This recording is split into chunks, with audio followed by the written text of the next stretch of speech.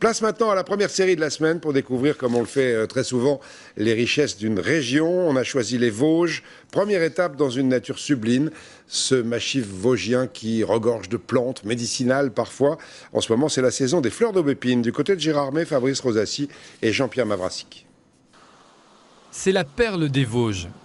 Dans son écrin de verdure, Gérardmer offre une nature toujours intacte dont les fruits s'apprécient à travers de nombreux produits. Vins, tisanes, confitures ou limonades, les touristes repartent toujours avec leur petite part d'un inestimable trésor, les plantes vosgiennes. Il y a beaucoup de champs de coquelicots. Alors je pense qu'ils font des liqueurs avec ça ou quelque chose. C'est du sirop de sapin-des Vosges. Ouais, sirop de sapin-des. Bon, voilà. On peut mettre 2 cuillères à soupe dans un bol d'eau chaude, ça fait une tisane. Ce que les touristes ne savent pas forcément, c'est que toutes ces plantes aux nombreuses vertus sont les fruits de longues et patientes cueillettes dans la nature. Aujourd'hui, Bernadette, Michel, Grandemange et leur fils Alain sont à la recherche d'un buisson d'aubépine dont les petites fleurs blanches sont prêtes à être cueillies. On voit les belles étamines qui ont leur couleur, ça veut dire que la fleur elle est encore impeccable pour la cueillette. Enfin nous on le considère comme ça.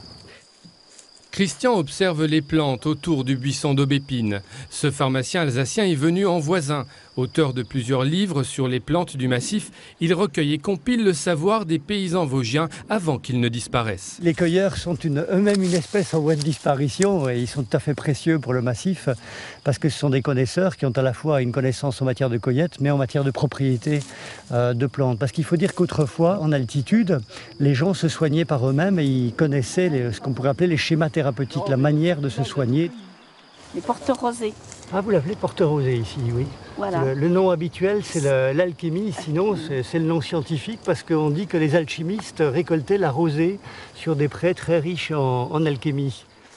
Dans ces lieux un peu à l'écart, les cueilleurs ne sont pas pour autant seuls au monde, car leur présence éveille souvent la curiosité.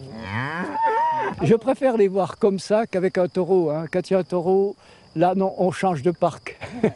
C'est mon plaisir, c'est chercher des quoi, l'ail des ours, n'importe, la spérulodorante, tout ça, tout ce qui est dans la forêt.